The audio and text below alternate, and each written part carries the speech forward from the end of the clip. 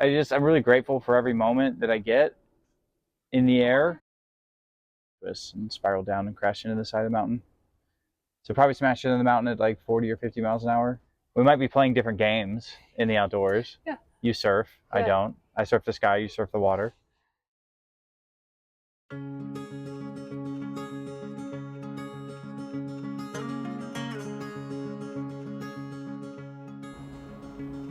I'm gonna be really honest with you guys. I never ever wanted to start a YouTube channel. But I kept finding myself doing things people did not expect me to be able to do.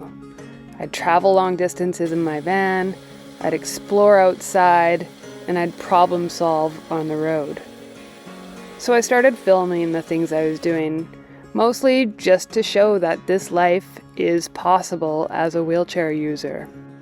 Somewhere along the way, YouTube turned into a way to share the cool things I get to do and to introduce you to some really amazing people that are out there living life in their own way. And that's what today's video is all about.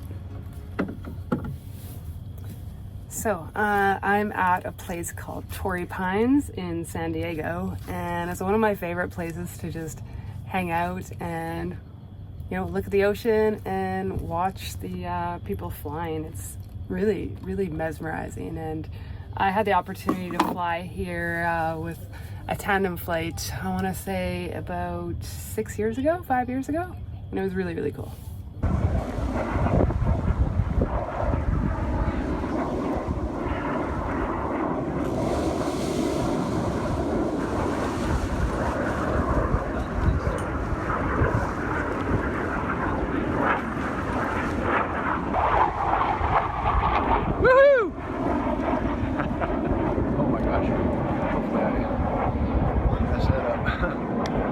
Yeah!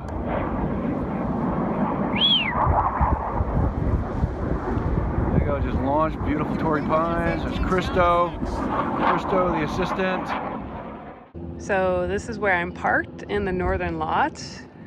And then if you go south, just where that grassy area is, that's where all the pilots take off. And they have a restaurant, you can order food, just chill and watch people fly, or you can even sign up yourself and go for a tandem flight. You fly back and forth along this beach, right along the ocean, along the bluffs. There's even a nude beach you fly over if you're into that. I'm just hanging out here today because I actually have a friend in town. His name is Joe Stone. He's one of those badass humans that I just want you guys to meet. He's a wheelchair user. He also happens to be a pilot. I met him about 5 years ago when I went paramotoring out in the desert, and he has a van like mine. He's not in it full time, but he does longer trips, and he does not have a wheelchair lift. He has been crawling in and out of his van for 5 years. I happened to notice there was a wheelchair lift like mine for sale in San Diego. I scooped it up, I called Joe and I said, if you want it, this lift is yours. So he made the trip down from Wyoming to San Diego and he just got it installed. And so I'm gonna go meet up with him, see what his lift looks like. We're gonna talk a little bit about what it's like to fly and do what these guys do as a wheelchair user. When I started my YouTube channel, the whole idea was to show the capabilities of people with disabilities, especially when the built environment was well done. And part of that is introducing you to some really cool, badass people. And so today I'm gonna introduce my friend Joe Stone, his pup George. Truly a badass, and I think you're gonna really enjoy his story and what he's got going on with his lifestyle. We hit it off because you're into the outdoors, you have a bowhead mountain bike, you paraglide, do the van life, dirtbag lifestyle, and you do it all with a disability, a higher level disability. Like, we both are paralyzed from the chest down. Hands are both affected for both of us. So, yep. Yeah, I don't have any grip in my left hand. That's all I got there. And I'm pretty lucky and I have good function in my right hand. But yeah, paralyzed from the chest down. And there's not many of us out there that are doing the adventure sports and like living it to be able to where we can do it as much as possible. So when it was cool when we linked up, because it was like, oh, we might be playing different games in the outdoors. Yeah. You surf. I Yeah. don't. I surf the sky. You surf the water. But it's just nice to meet people that are living similar lifestyles. Yeah. I'm gonna jump into it. So you were injured doing something pretty extreme, right? Yeah, I got injured paragliding or speed flying. So it's the same thing as paragliding, only it's a lot smaller of a wing. Yeah. It's a little bit faster. Yeah, speed flying's flying really fast down mountains, closer to terrain. And whereas like what we do here at Torrey Pines, where we're sitting, is more like boating around and, you know, and flying a little bit higher in the sky. It's not quite as fast paced and it's risky. But I crashed back in 2010, teaching myself, which was a mistake, to try to teach myself how to do barrel rolls. And so I was trying to do like a flip over top of the wing almost. Yeah. And messed it While up. going fast in a speed. Yeah, in a speed wing, which in like a lot of ways has like there's benefits to that, right? Because you have the energy and you have so much pressure in your wing and that sort of thing. But regardless, I made mistakes and collapsed part of my wing, which then created line twists and spiraled down and crashed into the side of the mountain. So probably smashed into the mountain at like 40 or 50 miles an hour, or 40 miles an hour or something. Yeah.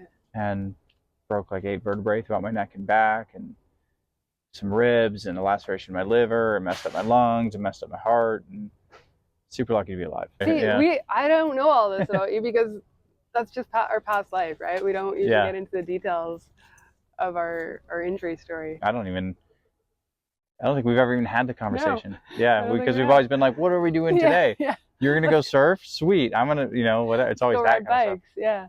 So what gave you the courage to get back up in the air then? I think that'd be a hard adjustment for me to want to do it again. But then again, maybe not. The love of it, or? Yeah, I mean, I just love it. And so I was doing a little bit of skydiving before. Got into speed flying, really fell in love with that. And so the air sports just had grabbed me over a couple of years. And then, to be honest, like I kind of took a break from it to more for my family. Yeah. And so it's pretty hard to look at them. Like I remember in the hospital days when I found the video of the guy up in BC that flies, my dad happened to walk in at that moment. And I was super excited. And I was like, look at this. Like it's still possible. Yeah. And it created some tension there because he couldn't believe that I'd even be searching for something like that while still laying in the hospital. You're right. But yeah, I remember like there was one day I was on my road bike and I looked at the mountain in my hometown and there were people paragliding and I was like, I'm still looking up at the sky. I'm still looking at the clouds. I'm still reading the weather. That's still a part of me. Yeah. So, but the part that was hard was not the flying, because that's where everybody goes. They think like it'd be so scary to get back in the air. And that part wasn't scary to me because the sport itself, yes, it has risk, but it's not like so dangerous that like every time you're at this major, I mean, if you're paying attention and you're flying smart and you're keeping your head on a swivel the whole time, like it can be a relatively safe activity. Right. Yeah. So it wasn't the gear that I didn't trust or anything like that. What I didn't trust was my own decisions. Because my accident happened from me making a series of mistakes, pretty big mistakes. So the hardest part for me was when I finally started kind of graduating from flying at the point of the mountain in Utah and flying with other friends and flying in other sites I've never been to. And then I had to become pilot in command. I had to start making decisions and I didn't have like Chris and my instructors all telling me when was good and bad. That was the hard part. So getting the reassurance that you're making the right things and trusting your decision making. Trusting myself was really hard. And I kind of was forced into it. And so it took a while, like I was doing it, but it took a while for it to feel good. And then eventually that wore off. You build your own confidence. Everyone can relate. Like I, got bashed in the surf, took a board to the head, and then now you're hesitant on every decision. So yeah, I could see, but yeah, a bit major consequences when you're up in the air doing that stuff. Yeah. It's part of it. I think it's also part of the beauty behind like outdoor adventure, whether it's surfing or biking or paragliding. Like you will make mistakes. Things will happen. And you have to learn from those, not only not to do that again or how to do it differently, but how to trust yourself and how to, like, it opens up these other avenues or these other doors to like human growth. That part of it I think is really cool. Much like surfing, I need help to get into the water.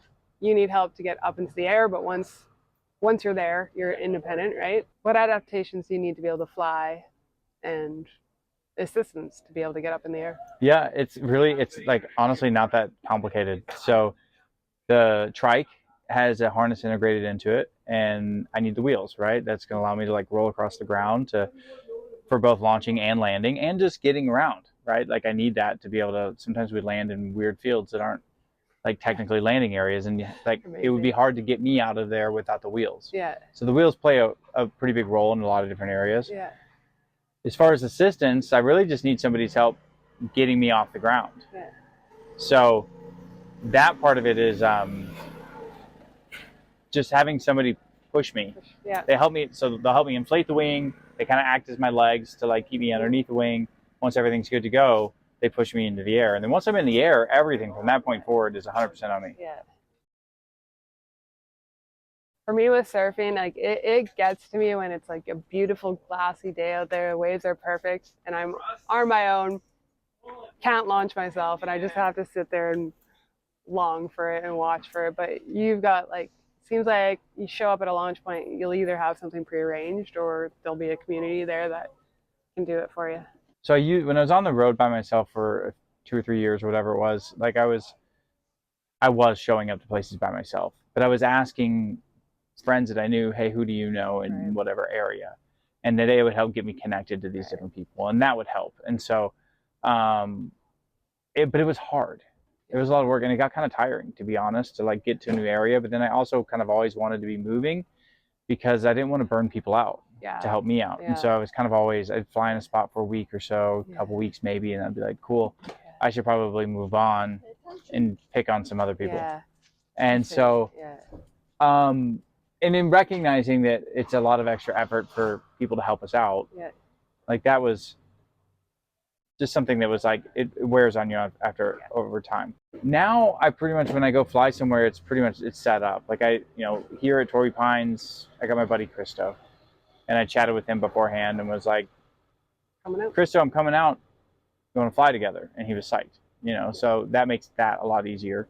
It does suck though, because like I'll look out and I'll see how easy it is for everybody to just pull their wings out and go fly. And that was the whole thing that attracted me to it in the beginning, was like, oh my gosh, you just have this backpack, you just throw the wing out and you just go fly. Yeah. Like, that's so awesome. Yeah. But it's a little bit more than that now. Yeah. But I learned to just like, I'm really grateful for every moment that I get in the air, and really every moment I get to like share with the community in the sport. And like, if that means I got to wait a few minutes because whoever's going to help me is busy with something else, like whatever. Yeah. Of course. Yeah. If I miss some flying, whatever. Yeah. Like, that's not really what it's all about. Like, there's so much more to this activity than just the activity itself. Yeah. The community is amazing. The weather's amazing. It usually takes you to some of the most beautiful places. Yeah. So it's like there's so many pieces to this puzzle that make it the image. Yeah. And so it's like, it's worth like appreciating all of that. So let's talk about the van. You've had this van since like COVID 2020? Yeah, I got it in 2020. Yeah. And you were full-time on the road for years, and then you had the van, but did you ever live in it full-time, or? I lived in the van only like 3 months. Only 3 months? Okay, yeah. Once I got the van, and then I ended up getting an apartment and a job in the town that I was in and stuff like that. So life just started a whole new chapter. Yeah. I mean, when you're doing a full-time professional job, you want those comforts. You don't want to be spending your day driving around trying to find water or place to go to the bathroom or anything, right? It's hard. I don't think people get it. Like, it's hard. It's Yeah. hard for anybody. Anybody living on the road, living in the rigs, like, it's a lot of work. But you add disability into it, and it is like, it's out of control how much harder it is. And so to get, like, I've been on the road for a month now on this trip. Yeah. And one, it took me a minute to get back in the rhythm of all the little things you kind of constantly have to do. From just like simple things like sweeping up the floor to keep the sand out of here, to like needing to get water, to like bathroom stuff, to all of it. And then the check light engine goes on, or check engine light goes on. Yeah. And now I'm in the shop for a day. And Yeah.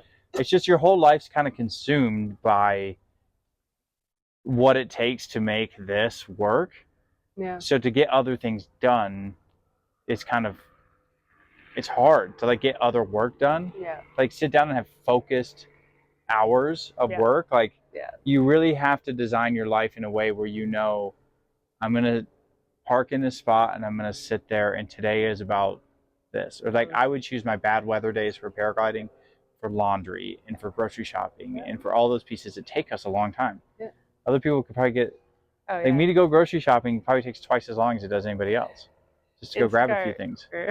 Walmart, Do you do that? I do the Walmart orders now, and I just have it pre-ordered, and I show up, they bring it to my van. Oh, see, that's You fine. don't have to track somebody to get something off the top See, I'm shelf. like an old man where I'm like, I don't join in on all the new things yet. I've never even heard of that. Yeah. Like, but there's beauty in all that too, because it opens up so much freedom. And I do miss the days where I was living full time on the road. So I appreciate these moments when I get a couple weeks or a month or whatever to like be on the road. And it kind of reminds me of like how awesome those days were. Yeah. It's also nice to come home and have all the comforts you want. To come home to a hot shower, and to go from a hot shower to roll in naked to my bed and just go to sleep at night, like that's sweet. Yeah. That might be the best part. That like showers are simple. Yeah. And right now they're not. So I don't shower a ton while I'm on the road, to be honest. Like I do the wet wipe game, I wash my head, I use a jug of water and just rinse off. Getting like full on showers, it's a whole thing in itself. It's a half day thing. Totally. Yeah. So you gotta like. I showed up at the accessible shower the other day, and the one accessible shower was out of order. Then you have those moments. Yeah. There's so many factors. So I mean, we're making it sound like it's the worst thing ever. It's worth it. But it's totally worth it, and it's a lot of fun, and you learn a lot about yourself. And with a disability, it forces you to gain all kinds of independence. That's like pretty next level and pretty hard to find in any other way. If you can survive life on the road for a month with a disability, you're set. You'll figure anything out in life. That's my philosophy. Totally. I mean, it's constant problem solving, and adapting and figuring stuff out. It just teaches you how to do that. I'm a big believer in recreation and things like, traveling and to grow your independence, because you have these moments, like when I had to learn how to change a flat tire on my road bike. And how do I do that with 1.5 hands? And this hand's not even full strength. So if I'm out for a bike ride, how do I do that? Well, when I figured that out, I was like, well, shoot, if I could do that, then all kinds of other things I do. You're on the road about 2 to 3 months a year. You've been doing this in this van for about 5 years, and you got by without any sort of lift into the van for all this time. Yeah. I had to make a decision, a $10,000 lift or outdoor adventure gear. And so outdoor adventure gear was kind of more important to me. So yeah, I would transfer onto the floor, then pull my wheelchair up in, and then I'd scoot over in between the driver and passenger seat and do like a tricep dip kind of thing, like up into the driver's seat. So it's like, if I was going from hanging out at a campfire, time to go to bed, without fail, I would sit here for a minute and be like, work yourself up. Here we go. That's 1, 2, 3, 4, 5, 6 pretty big transfers. Yep. Yeah. Not to mention moving the wheelchair around. And yeah. So I happen to know this pretty awesome wheelchair user named Lisa, who gave me a call and was like, I know of this lift. It's in San Diego. If you want to be able to, if you can get down there and pick it up, it's yours. And a good friend of ours, Mike up in camp, whose son Alex has a spinal cord injury as well. They're just a super giving family, and they, between time and what they do to help the disability community. So he set it all up to where if I showed up, we were going to build this thing and install it. So he made sure the lift was working. We had a fabricator build this tower for it, weld everything into place. And one day we went from no lift to lift. And it was a game. It's a game changer. I think there's no way around this game. Okay, so here's the thing about the lift. Like, does it save me time? I don't know that it actually does, because I got pretty good at getting myself in and out of this van. So we did it because I was like, well, once this is in, I'm never going to be able to do a video like of me getting in and out of it again. So we did one more video. And it took about 3.5 minutes for me to get in, up to the driver's seat, and then all the way back out. So not the bed or anything like that, but just to get to drive it, about 3.5 minutes. So it wasn't physically that hard to get in it and drive. You know, if I'm running a bunch of errands throughout the day. He's lying. It's hard. It's because he's used to it that he's saying it's not hard. I've done it without my lift, and it's a wear on your body. Okay. So you nailed it. It was the wear on my body. I had a good system and I had a flow and it worked. If I had to run a bunch of errands throughout the day, that was like the worst. then I didn't like it, right? Yeah. But if it's just once or twice or whatever, who cares? But if I had a shoulder injury, it became significantly harder. Not to mention, am I putting wear and tear on my shoulders? Doing it for sure, because I'm doing these moves over and over and over again throughout every single day, all the time.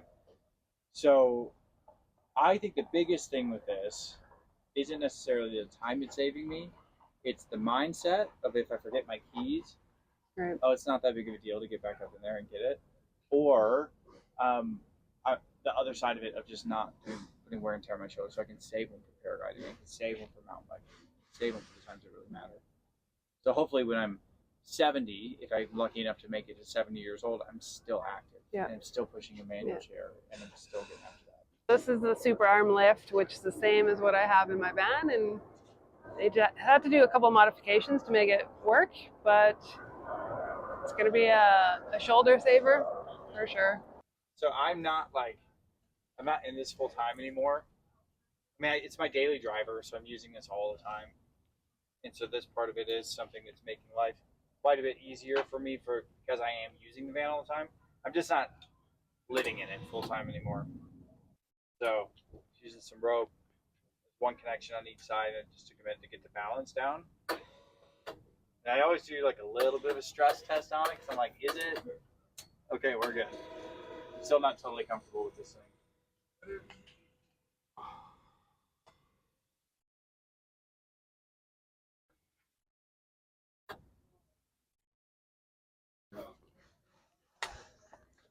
And I will say, like, maybe it is starting to save a little bit of time now because I'm getting a little It's bit more quick, yeah. But like, we're shaving seconds. Joe's getting ready to go launch. He's going to go fly. And one more question. If there's somebody out there that's new to an injury or just dealing with anything, wants to get involved either in van life, paragliding, adventure sports, like what advice would you give to them? I would say just be curious and go out and learn and try it. Just try it. The thing that helped me the most was realizing that I could be curious again. And I just went and tried a bunch of different sports with no expectations. And that allowed me to find what it was I was looking for in life. So yeah, stay curious, be curious. If you've lost it, find it again. Get out and try some things. Good advice from Joe Stone.